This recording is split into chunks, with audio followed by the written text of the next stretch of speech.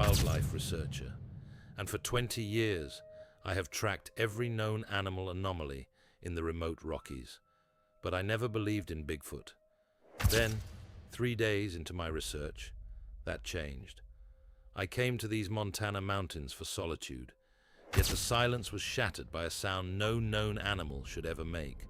A high, pained vocalization that wasn't human, yet carried the distinct weight of despair. It was the sound of something lost and dangerously close. My name is Dave Mitchell, but everyone in town just calls me Mountain Dave. This is my story about how a wannabe lawyer abandoned the courtroom and became a mountain loner because of the impossible, heartbreaking evidence I found that day. My cabin was tucked beside a glacier-fed creek, granting me 2,000 square miles of absolute wilderness. When the cry came, it cut through the crisp air, vibrating the small glass panes of my window.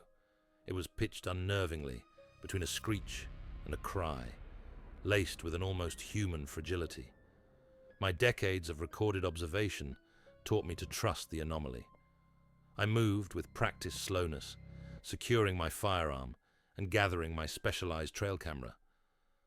Following the creek bed toward the sound's origin, the woods clamped shut, offering a silence heavier and more menacing than the sound itself.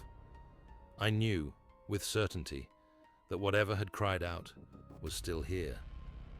I stopped at the bank, where the mud was slick and dark, and that's when I saw the indentation. It was too massive, too wide, and too perfectly formed to be a grizzly, yet its outline was distinctly bipedal. The sound was gone, but the impossible imprint remained, stretching out before me. Following the faint trail led me not to an adult creature, but to a small, disturbing clearing where the cry had originated. And what I found nestled beneath a fallen spruce wasn't a bear cub or a lost child. It was impossible, and it was alone. The track was fresh, its colossal outline still clear in the damp earth, leading up a steep incline to a dense cluster of ancient twisted trees. I followed, placing my feet meticulously, ensuring every footfall was cushioned by the soft moss to avoid creating sound. The atmosphere here felt heavier, almost sacred, and the air itself felt charged. The scent changed dramatically, shifting from clean pine to something musky and powerfully feral, like wet wool mixed with a primal, unknown musk. My hands were clammy around the stock of my firearm, a sturdy tool now feeling utterly inadequate against the supernatural fear tightening in my chest. When I finally reached the small clearing, shrouded in perpetual shadow, the source of the cry was chillingly obvious. Lying near a deep, undisturbed pocket of moss and decaying leaves was an infant. It was small enough to fit securely in my arms, covered in short, dense, dark brown hair. Its face, proportionally smaller than an adult Sasquatch, was heartbreakingly vulnerable, featuring wide, intelligent eyes, glazed with fever and pain. It made a weak, rasping sound, the sound of profound suffering. The sheer, undeniable weight of its reality hit me, a true, living example of the unknown, abandoned or separated from its protective family. I knew I was taking an insane, career-ending risk, but looking at its shallow, rattling breathing, the ethical decision was immediate and final. I lowered my weapon and crouched, my movement slow, projecting non-threat with every fiber of my being. But before I could reach out, a sudden sharp crack, like a massive tree trunk shattering, echoed violently from the ridge directly above me. It was a sound that carried across the immense valley, signaling not just proximity, but immediate, hostile awareness. Something huge and intelligent was watching my every move. With no time left to process the impending danger, I scooped the fragile infant into my pack, shielding it beneath my coat and feeling the shocking warmth of its small body. I began sprinting back toward the sanctuary of the cabin, knowing the silence had been irrevocably broken. Running back felt like sprinting through glue. Every shadow was a shape, and when I risked a look back, I saw it. A massive, dark silhouette, perfectly framed against the last light of the ridge, watching the valley floor where I had just been. My lungs burned, but the primal urge to protect the small life drove me onward.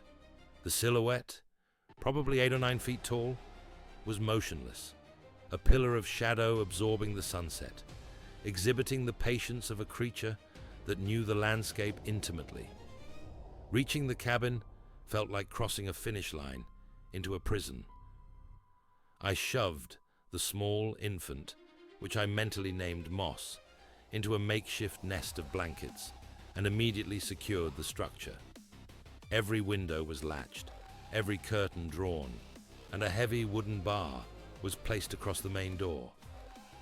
The transition from the vastness of the forest to the claustrophobia of the cabin intensified the threat.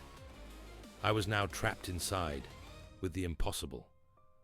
Moss began to whimper, a soft sound of discomfort that pierced the tense silence. As I knelt to examine its feverish skin, the infant's cry was answered by something outside, close enough to shake the ground. It was a heavy, rhythmic thudding, 3 rapid impacts, followed by a profound pause, then a single, final blow. It was not a random sound. It was a measured, powerful communication. A warning knock. The rhythmic, powerful knocks against the earth weren't random. They were communication. A warning I instantly understood. I know what you have, and you must return it.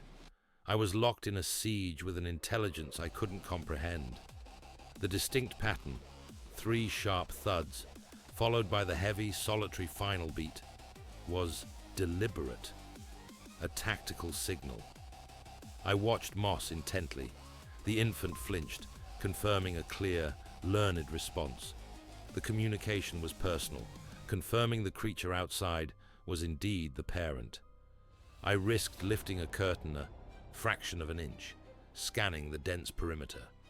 I caught a fleeting, massive shadow shifting between 2 lodgepole pines, a body mass easily exceeding 600 pounds.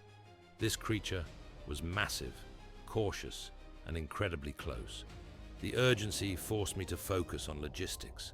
Moss was dehydrating and required specific nutrition.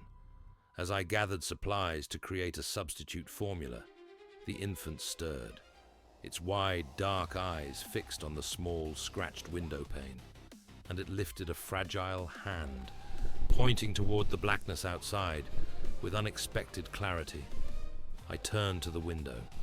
In that instant, a powerful, strobing flash of red light swept across the perimeter, lingering for perhaps 2 seconds before vanishing entirely. It was a cold, inorganic light, definitely man-made, and certainly not the watchful parent. The light wasn't the Bigfoot. It was a security sweep, a lens trained on the woods. Someone else knew about this valley, and they were using technology, not just fear, to hunt for the secret I now held in my arms. The parent creature's rhythmic knocking had ceased the moment the red light appeared, indicating it feared this human presence more than it feared me. I realized I was caught between the protective natural intelligence outside and a technologically advanced, unknown human entity. This transformed the situation into a hostile environment. I needed documentation. Working quickly, I used my camera to take photographs of Moss, recording its features, knowing these images might be the only proof of its existence if we were captured or if Moss passed away. I scanned the canopy, identifying the light as a powerful, non-standard surveillance system.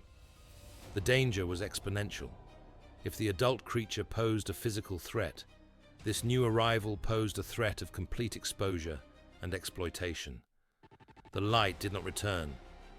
After several minutes, I ventured to the outer wall of the cabin. There, lodged deep in the bark of a pine tree, I found a minute piece of black, oxidized metal. It was a fragment of advanced surveillance technology, broken, specialized, and clearly a relic of an encounter that had happened here before. The fragment of surveillance tech proved the valley's peaceful image was a lie. The Bigfoot was not a solitary anomaly, but a hunted species. And by taking moss, I hadn't just saved a life. I had breached a sacred, terrified covenant. I meticulously examined the metal piece. The material suggested a military-grade application, specialized for tracking. This was no amateur cryptozoologist's camera. Meanwhile, I focused on stabilizing Moss, who had accepted the makeshift formula. The infant was showing the first small signs of connection, weakly wrapping its fingers around mine. This deepening bond complicated the ethical landscape. Logically, I knew Moss belonged with its parents, but returning it now meant risking both creatures to a heavily funded surveillance operation that clearly sought to capture them. My sole priority became escape and sanctuary. I began planning an exit strategy, sketching potential routes to evade the aerial sensors and the large, silent presence waiting outside. I needed to move at midnight, but first, I needed to check my contingency supplies. I walked to the back corner of the cabin, where I kept a lockbox, and immediately felt the sickening weight of displacement. My high-powered batteries and a specific trauma kit were gone. A chilling realization struck me. The threat was not only outside, someone had already been in the cabin. The missing supplies confirmed a chilling truth. The threat wasn't just external surveillance. A highly trained operative, or perhaps the adult Bigfoot itself, had already entered my cabin while I was preoccupied with Moss. I conducted a slow, meticulous search, moving like a forensic investigator. I found a subtle mark on the floorboards, a nearly invisible scratch, and a faint, earthy scent near the chimney flue. The intrusion had been silent, professional, and entirely undetected. Moss, tucked securely in the blankets, began to fuss, pointing repeatedly toward the attic hatch. I secured my weapon, climbed onto a chair, and carefully pushed the hatch open. There was no intruder, only deep shadow, but resting on the insulation was a small, deliberately folded piece of bark. Unfolding it, I saw a crude but undeniable drawing. 2 large figures and 1 small figure. Moss. The adult creature had visited, had been inches from me, had taken specific items, and had left a message instead of inflicting harm. The drawing was a clear, intelligent demand. Our family's incomplete. Return the child. I felt a cold dread settle in my stomach, realizing the adult hadn't attacked because it had a clear, rational objective. Its terrifying restraint was the most alarming weapon it possessed. The adult's restraint was a calculated gamble, not a sign of surrender. I had proof of a highly intelligent, emotional creature willing to risk its life for its young, and the price of my empathy might be my own life. Understanding the message, return the child, was one thing. Acting on it while surveillance was active was another. I needed to de-escalate the siege. I prepared an offering, water, fish, and specialized berries, just outside the door, a gesture of non-aggression. But as I turned, Moss began to shiver violently. The infant's fever had spiked sharply. The basic care was failing. I needed specialized antibiotics and respiratory support, available only at my distant supply cache 3 miles away.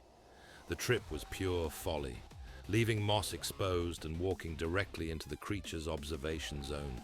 But failure to act would result in the infant's passing. The choice was clear. Risk exposure for a chance at life. I prepared Moss, whispering assurances and reinforcing the bedding, experiencing a raw fear at leaving the fragile infant alone. I slipped out the back window and began my desperate trek toward the cache. I took 3 steps before my heart stopped. Pressed into the fresh dew near my own boot print was a clear, human-sized impression, confirming someone had been standing there, watching me and allowing me to leave. The forest wasn't just silent. It was listening. Every snap of a twig felt directed, guided by eyes I couldn't see, and I was convinced the adult creature was now shadowing my every step. My heart hammered against my ribs, but my steps remained deliberate. The human footprint I'd seen confirmed the surveillance team was aware of my every move. I focused on the constant, unnerving feeling of observation. I navigated the dense, dark woods, relying on my memory, and found specific trail markers I'd not placed. Thick branches, bent at unnatural, sharp angles, always pointing in my direction. These confirmed the adult Sasquatch was indeed shadowing my path, a silent, powerful presence, allowing me passage only because I was running a life-saving errand. When I finally reached the cache, an old camouflaged bunker, I lifted the heavy steel lid and paused. The interior was undisturbed, yet centered neatly on the dusty surface of the lid was a massive, clean handprint. The message was stark. I was here. I let you live. I grabbed the specialized respiratory antibiotics and turned immediately, doubling my pace. The truce was conditional. As I approached my cabin, exhaustion forgotten, I saw the impossible. The front door, secured with a heavy 2x4, was slightly ajar. I drew my sidearm, every muscle tense, and prepared to enter the compromised sanctuary. I entered the cabin, firearm raised, expecting the worst. But the scene was impossible. Moss was still in its nest, but the adult creature was inside, standing over the infant, using a calming gesture, and it turned its enormous, intelligent eyes toward me. The air was thick, charged with the immense presence of the Sasquatch, which nearly filled the small space. It stood easily 9 feet tall. My firearm remained pointed, but I did not fire, recognizing the posture was entirely protective. We were locked in a surreal standoff, 2 different species with the exact same objective, the infant's wellness. Slowly, carefully, I lowered my weapon, placed the antibiotic syringe on the table, and made soft, non-threatening sounds. The creature watched my every minute movement, its intelligence sharp. After a tense silence, it made a soft, rumbling sound, a sign of assent, and slowly backed away, allowing me space to approach. I quickly administered the treatment. The creature watched without interference. When I was finished, it nudged Moss gently with its snout, then looked directly at me. It pointed its finger to the window, then to the dense mountains beyond, and finally, back to the cabin. The message was unmistakable. You are not safe here. Save the child, then take us both to a safer place. We were now a team of 3, a researcher, a sick infant, and a massive creature I was supposed to report, all united by a single purpose: to leave the valley without alerting the hunters or the feds and find a real sanctuary. The adult's directive was rational, confirming we were operating on the same threat assessment. I quickly reviewed the logging road route, knowing we had to move before sunrise. The adult, moving with unexpected silence and grace, cradled Moss expertly, shielding the infant with its body heat as we slipped out. The trust it exhibited was terrifying. My life, and Moss's, now depended entirely on its cooperation. We moved slowly, utilizing every shadow for cover. We had traveled perhaps 1,000 yards when I caught the faint, high-pitched whine that sent a fresh jolt of adrenaline through me, the hum of a distant surveillance drone. The adult immediately dropped low, pulling Moss and me into the thick cover of a dense cedar. We held our breath, listening to the metallic buzz pass overhead. After what felt like hours, we reached the extraction point, where I had hidden my all-terrain transport vehicle. But my relief was instantly crushed. The gas line, cleanly and deliberately severed near the tank, hung limp. We were stranded, exposed, and the first light of dawn was beginning to paint the eastern ridges. We were stranded, exposed, and dawn was an hour away. The saboteur had guaranteed our capture. But the adult creature looked at the disabled truck, looked at me, and showed me a strength I couldn't have imagined. The clean cut on the gas line indicated professional sabotage. The hunters were ahead of us and closing in. I watched the creature assess the situation. With a concentrated effort that rippled its heavy muscles, it began to lift the transport off the ground. The physical feat was astonishing. Using my shouted directions, it pushed the 2-ton vehicle silently off the logging road and into a deep, camouflaged ravine, buying us precious hours. The act was a perfect demonstration of problem-solving intelligence. While checking the vehicle's underside, I confirmed the saboteur was human, noting a precise, advanced tool mark. The threat was organized. Knowing we couldn't wait, I quickly planned our next move, an arduous multi-mile hike through the roughest terrain to an old granite-sheltered family cabin, a location so remote it shouldn't appear on any modern map. The adult creature, now taking the lead, gently cradled Moss and started moving. As it moved, I noticed it carried a small, crude satchel woven from thick vines and leaves. Inside, I saw the missing high-powered batteries and the broken drone piece I had found days earlier. The creature had a plan all along, operating on its own agenda and resourcefulness. For 12 agonizing hours, we traversed terrain no human would attempt, guided by the silent, powerful navigator. When we finally reached the granite sanctuary, I saw the truth. This was not a place of safety. It was the front line of a long, hidden war. The journey was a masterclass in wilderness survival. The adult creature knew every rock and shaded alcove, moving us across granite slides that minimized our trace. Exhausted, we arrived at the ancestral family cabin, half sheltered beneath a massive rock outcropping, secured on 3 sides by sheer stone. I noticed markings carved into the rock face, symbols I recognized from ancient Native American lore, suggesting a shared history. Moss, thanks to the medical support and the adult's care, was beginning to stabilize. I sat with the adult, pulled out my picture cards and watched. The adult slowly tapped a card depicting a human, then danger, before moving its massive hand to 2 other cards, us and protected. The communication was clear. Humans are dangerous, but we must protect ourselves. Just as I felt a momentary sense of safety, the adult's gaze snapped to the small window. It pointed to the distant towering mountain before issuing a soft, deep vocalization of distress. Reflected on the window pane was a faint, rhythmic, pulsing light, a high-frequency signal I instantly recognized from my time in a specialized field unit. The hunters had found us and were coordinating the final strike.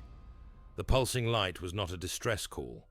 It was a military-grade beacon, a coordinated triangulation signal. The hunters were no longer speculating.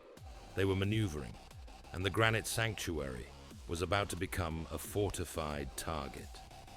The adult creature reacted instantly, moving with desperate, precise energy. It pulled Moss further into the deepest corner of the cabin, then began using its immense strength to shift furniture and supplies, maximizing concealment. I had to focus on the terrain. My family's old cabin was designed for defense, but against a tactical team using advanced sensors, stone walls were useless. I grabbed my binoculars and scanned the distant peak, confirming the signal's source. A highly specialized team, likely government or corporate. The adult was aware of this, which explained its strategic thinking. I realized the creature had allowed me to live because I possessed the unique ability to navigate the human threats it could not physically counter. It was a partnership based on survival. I moved to the rear of the cabin, where a small crawl space led under the foundation. As I cleared the debris, the adult approached, making a low sound, and deliberately pushed the satchel containing the broken drone fragment and the stolen batteries toward me. We had bought ourselves minutes, perhaps an hour, but the silence now was heavy with impending assault. The satchel was a key, a coded message from a lifetime of hiding. The creature knew I could turn its hunter's tools against them, forcing us into a final, impossible choice between discovery and freedom. I accepted the components, understanding the terrible bargain. I quickly cleared the narrow crawl space, ushering Moss and the adult inside. The adult protected Moss, relying entirely on my ability to manage the external threat. I knew the hunters would soon breach the cabin. Our only chance was to turn the sanctuary into a temporary trap. Using the high-powered battery pack and the broken drone fragment, I rigged a simple, rudimentary proximity sensor near the main entrance, creating a noise that would confuse the enemy's acoustic detection and signal their precise entry point. We waited in absolute darkness, the silence broken only by the shallow, rattling breaths of the infant. The minutes stretched into an eternity. Then, a sudden, deliberate click sounded from the front door, followed by a metallic clank as the rig activated. The hunters were inside. Through a tiny gap in the foundation, I watched a beam of cold, white light sweep the interior. The adult creature pressed its cheek against my shoulder, a final, wordless plea for protection. We were surrounded, and the only path out was further into the wilderness, through the sheer face of the granite behind us. The dense forests of the Rockies hold truths we are only beginning to uncover, a pact of silence forged in desperation and trust. If you want to follow the rest of this hidden journey and explore the real stories behind the myth, make sure to subscribe and give this video a like. Share this narrative with anyone who understands that the greatest wonders often hide just beyond the edge of the map. As the light fades and the surveillance teams close in, remember, the hidden valley is still out there, waiting for its next guardian.